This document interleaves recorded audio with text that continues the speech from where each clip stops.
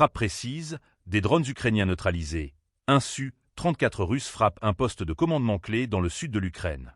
Cette opération marque une nouvelle étape dans l'intensification des combats sur le front sud.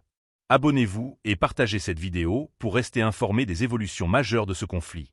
Les forces aérospatiales russes ont mené une attaque ciblée contre un point de contrôle stratégique des drones ukrainiens, situé dans la zone d'opération du groupe sud des troupes russes. Selon les déclarations officielles du ministère russe de la Défense, c'est un équipage d'un chasseur-bombardier supersonique multifonctionnel Su-34 qui a réalisé cette mission. Ce type d'avion, conçu pour des frappes précises à longue distance, a frappé le poste de commandement des drones NAT, un système utilisé par les forces ukrainiennes pour coordonner leurs opérations de reconnaissance et d'attaque à distance. Cette cible était clairement identifiée et localisée grâce aux renseignements fournis, permettant aux pilotes d'employer des bombes aériennes dotées d'un module universel de planification et de correction.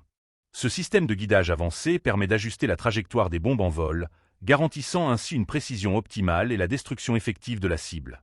L'opération a été un succès, comme l'indique le ministère de la Défense russe. Les renseignements ont confirmé la destruction complète du poste de commandement. Après avoir accompli leur mission, l'équipage du Su-34 a pu regagner en toute sécurité leur base aérienne, sans subir d'incident. Cette frappe illustre la stratégie russe visant à perturber les capacités de surveillance et de coordination ukrainiennes, particulièrement dans le sud du pays, où les combats sont les plus intenses depuis plusieurs semaines. En ciblant spécifiquement les postes de commandement des drones, Moscou cherche à réduire l'efficacité des opérations ukrainiennes qui reposent de plus en plus sur ces systèmes de reconnaissance aérienne. Le Su-34, avion de chasse-bombardier à double poste, est un élément clé de cette stratégie. Il est capable de frapper des cibles à haute valeur stratégique avec une grande précision, tout en opérant à grande vitesse et en profondeur dans le territoire ennemi.